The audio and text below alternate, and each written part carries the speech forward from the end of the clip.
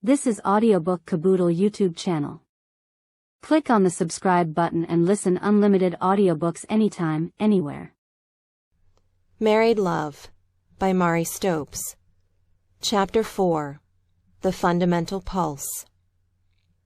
The judgments of men concerning women are very rarely matters of cold scientific observation, but are colored both by their own sexual emotions and by their own moral attitude toward the sexual impulse. Men's statements about the sexual impulses of women often tell us less about women than about the persons who make them. H. Ellis. By the majority of nice people, woman is supposed to have no spontaneous sex impulses. By this I do not mean a sentimental falling in love, but a physiological state of stimulation which arises spontaneously and quite apart from any particular man. It is in truth the creative impulse, and is an expression of a high power of vitality. So widespread in our country is the view that it is only depraved women who have such feelings, especially before marriage, that most women would rather die than own that they do at times feel a physical yearning indescribable, but as profound as hunger for food. Yet many women have shown me the truth of their natures when I have simply and naturally assumed that of course they feel it, being normal women, and have asked them only, when? From their replies I have collected facts which are sufficient to overturn many ready-made theories about women. Some of the ridiculous absurdities which go by the name of science may be illustrated by the statement made by Winscheid in the Centralblatt für Gynäkologie. In the normal woman, especially of the higher social classes, the sexual instinct is acquired, not inborn. When it is inborn or awakens by itself, there is abnormality. Since women do not know this instinct before marriage, they do not miss it when they have no occasion in life to learn it. Ellis translation. The negation of this view is expressed in the fable of Hera, quoted by Ellen Key. Hera sent Iris to earth to seek out 3 virtuous and perfectly chaste maidens who were unsoiled by any dreams of love. Iris found them, but could not take them back to Olympus, for they had already been sent for to replace the superannuated Furies in the infernal regions. Nevertheless, it is true that the whole education of girls, which so largely consists in the concealment of the essential facts of life from them, and the positive teaching so prevalent that the racial instincts are low and shameful, and also the social condition which places so many women in the position of depending on their husband's will, not only for the luxuries but for the necessaries of life, have all tended to inhibit natural sex impulses in women, and to conceal and distort what remains. It is also true that in our northern climate, women are on the whole naturally less persistently stirred than southerners, and it is further true that with the delaying of maturity, due to our ever-lengthening youth, it often happens that a woman is approaching or even past 30 years before she is awake to the existence of the profoundest calls of her nature.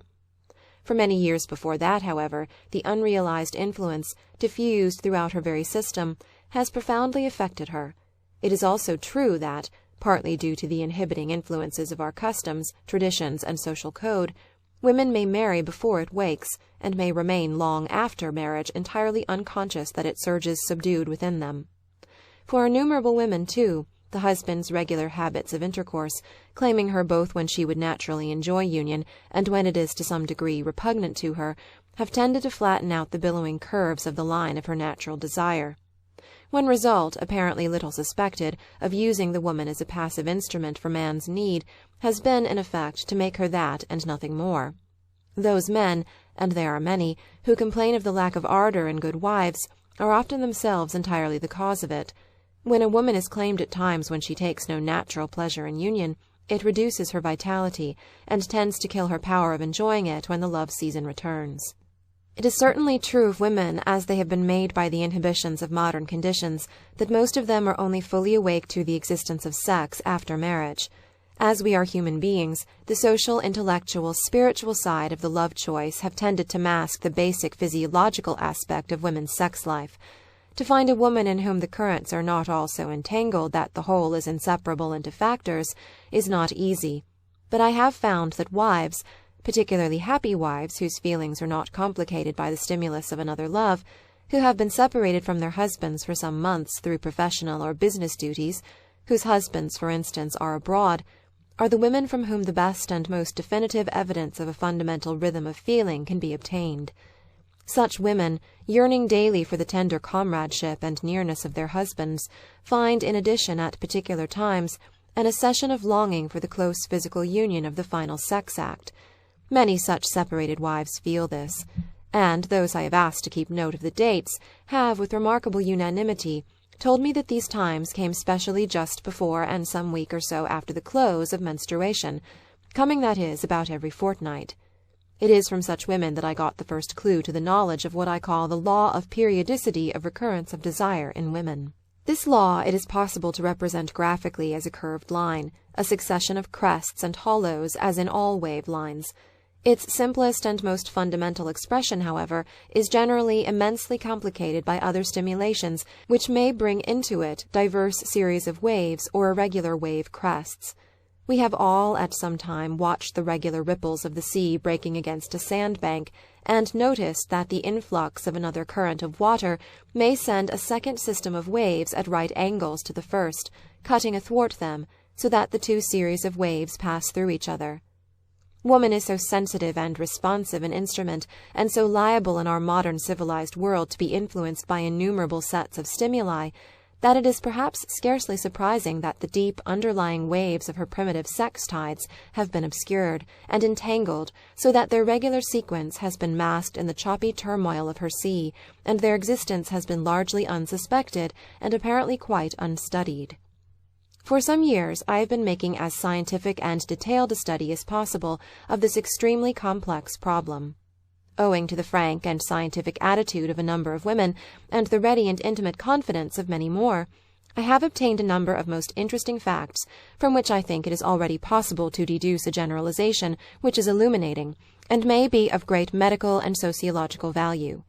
A detailed statement of this will be given in a scientific publication, but as it bears very intimately on the subject of the present chapter, a short and simple account of my conclusions must be given here. It is first necessary to consider several other features of woman's life, however. The obvious moon month rhythm in woman, so obvious that it cannot be overlooked, has been partially studied in its relation to some of the ordinary functions of her life. Experiments have been made to show its influence on the rate of breathing, the muscular strength, the temperature, the keenness of sight, etc., and these results have even been brought together and pictured in a single curved diagram supposed to show the variability in woman's capacities at the different times in her 28-day cycle. But it brings home to one how little original work even in this field has yet been done, that the same identical diagram is repeated from book to book, and in Marshall's Physiology it is taken from Selheim, in Havelock Ellis from Van Ott, and in other books is recopied and attributed to still other sources, but it is always the same old diagram. This diagram is reproduced by one learned authority after another, yet nearly every point on which this curve is based appears to have been disputed. According to this curve, woman's vitality rises during the few days before menstruation, sinks to its lowest ebb during menstruation, and rises shortly after, and then runs nearly level till it begins to rise again before the next menstrual period. This simple curve may or may not be true for woman's temperature, muscular strength, and the other relatively simple things which have been investigated. My work and observations on a large number of women all go to show that this curve does not represent the waves of woman's sex vitality. The whole subject is so complex and so little studied that it is difficult to enter upon it at all without going into many details which may seem remote or dull to the general reader. Even a question which we must all have asked, and over which we have probably pondered in vain, namely, what is menstruation, cannot yet be answered. To the lay mind it would seem that this question should be answerable at once by any doctor, but many medical men are still far from being able to reply to it even approximately correctly. There are a good many slight variations among us, ranging from a 3 to a 5 weeks month, but the majority of the women of our race have a moon month of 28 days, once during which comes the flow of menstruation. If we draw out a chart with succeeding periods of 28 days each, looking on each period as a unit, when in this period is it that a normal healthy woman feels desire or any upwelling of her sex tides? The few statements which are made in general medical and physiological literature on the subject of sex feeling in women are generally very guarded and vague. Marshall, for instance, says the period of most acute sexual feeling is generally just after the close of the menstrual period. Ellis speaks of desire being stronger before and sometimes also after menstruation, and appears to lean to the view that it is natural for desire to coincide with the menstrual flow. After the most careful inquiries, I have come to the conclusion that the general confusion regarding this subject is due partly to the great amount of variation which exists between different individuals, and partly to the fact that very few women have any idea of taking any scientific interest in life, and partly to the fact that the more profound, fundamental rhythm of sex desire, which I have come to the conclusion exists or is potential in every normal woman, is covered over or masked by the more superficial and temporary influences due to a great variety of stimuli or inhibitions in modern life. For the present consideration, I have tried to disentangle the profound and natural rhythm from the more irregular surface waves. The chart given opposite may assist in making graphically clear what has been said in these last few pages. It is compounded from a number of individual records, and shows a fair average chart of the rhythmic sequence of superabundance and flagging in woman's sex vitality. The tops of the wave crests come with remarkable regularity, so that there are 2 wave crests in each 28-day month. The one comes on the 2 or 3 days just before menstruation, the other after. But after menstruation has ceased, there is a nearly level interval, bringing the next wave crest to the 2 or 3 days which come about 8 or 9 days after the close of menstruation, that is, just around the 14 days, or half the moon month, since the last wave crest. If this is put in its simplest way, one may say that there are fortnightly periods of desire, arranged so that one period comes always just before each menstrual flow. According to her vitality at the time and the general health of the woman, the length of each desire period, or as we might say the size and complexity of each wave crest, depends. Sometimes for the whole of as much as or even more than 3 days, she may be ardently and quite naturally stimulated, while at another time the same woman, if she is tired and overworked, may be conscious of desire for only a few hours, or even less. The effects of fatigue, city life, bad feeding, and indeed of most outward circumstances may be very marked, and may for years, or all her life, so reduce her vitality that a woman may never have experienced any spontaneous sex impulse at all. The effects of fatigue, which reduces the vital energy, even in a normal, strongly sexed woman, can be seen in the second curve opposite, where at A, the intermediate wave crest is very much reduced.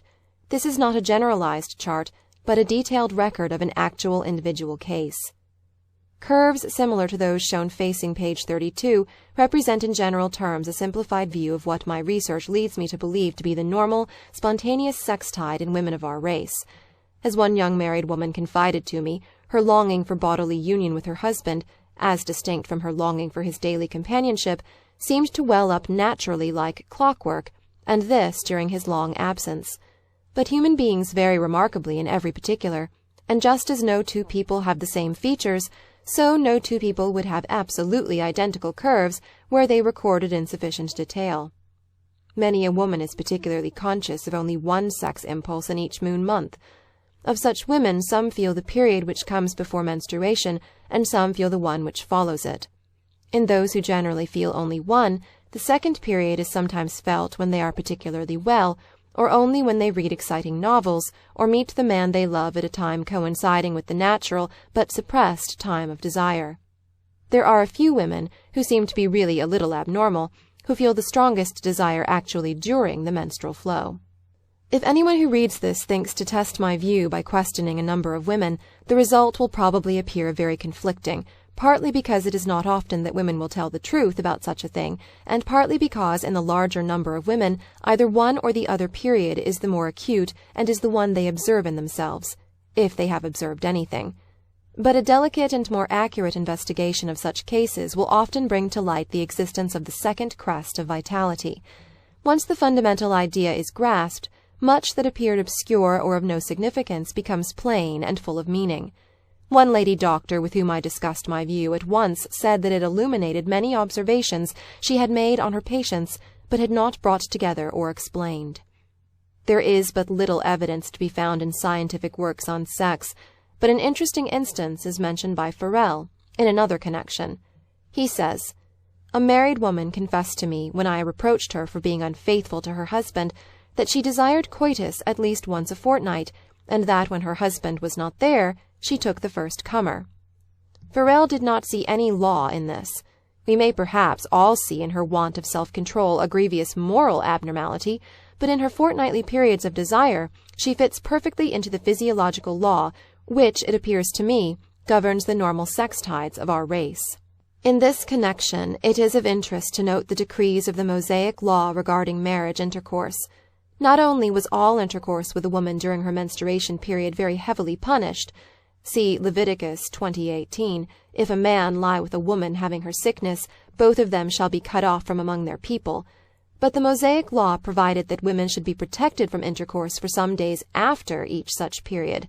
The results obtained by my independent investigation thus find some support in this ancient wisdom of the East. Modern writers are inclined to deride the Mosaic law on the ground that it prohibits intercourse just at the time when they think sex feeling should be strongest. But it does not appear on what grounds they make the latter statement, nor do they give any scientific data in support of it. Thus Galabin in his Manual of Midwifery says, "In the Jewish law, women are directed to abstain from coitus during menstruation and for 7 days after its cessation. Strict observers of the law are said to go beyond what is commanded in Leviticus, and even if discharge lasts only for an hour or two, to observe 5 days during which the discharge might last for the period itself, and add to these 7 clear days, making 12 in all." It is much to be doubted whether a whole nation was ever induced to practice abstinence at the period of most acute sexual feeling. But, as will readily be recognized, the old Jewish plan of having 12 clear days after the beginning of menstruation before the next union is in almost exact harmony with the law of periodicity of recurrence of women's desire shown in my charts. These comparatively simple curves represent what I would postulate as the normal spontaneous upwelling of natural desire in woman. These are the foundations on which the edifice of the physical expression of love may be built. It must not be forgotten, however, that particularly in modern luxurious life, there are innumerable excitements which may stimulate sexual feeling, just as there are many factors in our life which tend to inhibit or retard it. A woman may be, like a man, so swayed by a great love that there is not a day in the whole month when her lover's touch, his voice, the memory of his smile, does not stir her into the thrilling longing for the uttermost union. Hence it is often difficult, particularly for a woman dwelling with the man she loves, to recognize this rhythm in herself, for she may be perpetually stimulated by her love and by his being. I am convinced, however, that ordinarily, whether she recognizes it by outward signs or not, a fortnightly rhythm profoundly influences the average woman, and hence that it fundamentally affects the marriage relation in every way. The burning magnificence of an overpowering lifelong love is not given to many, and a husband who desires lasting and mutual happiness in his marriage will carefully study his wife, observe how far she has a normal rhythm, and in what she has little personal traits. He will then endeavor to adapt his demands on her so that they are in harmony with her nature. This mutual adaptation is not an entirely simple matter, and will be considered in the next chapter. This was Audiobook Caboodle YouTube channel presentation. For full audiobook, check out our playlist section. Links in description below.